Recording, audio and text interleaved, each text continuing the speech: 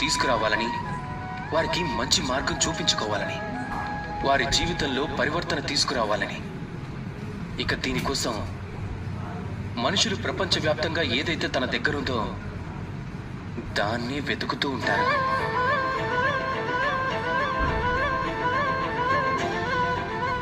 అదేమిటో చెప్పండి. ఎవరైతే వారి జీవితాన్ని మార్చుకోవాలి అనుకుంటారో అప్పుడు దర్పణంలో చూసుకోండి.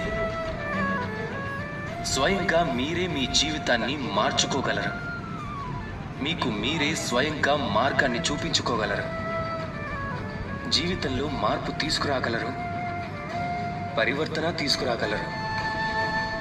అందుకోసమే మీ లోపల ఉన్న శక్తిని గుర్తించండి. ఇక విశ్వసించండి, ఈ ప్రపంచంలోనే మీకన్నా అధికమైన శక్తి కలిగిన వారు ఇంకెవరూ లేరని. జీవితం మారిపోతుంది.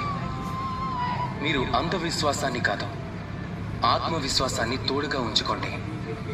మీ సమస్యలు స్వతహాగా దూరమైపోతాయి. అందరూ ప్రేమతో ధ్యానించండి. రాధా కృష్ణ.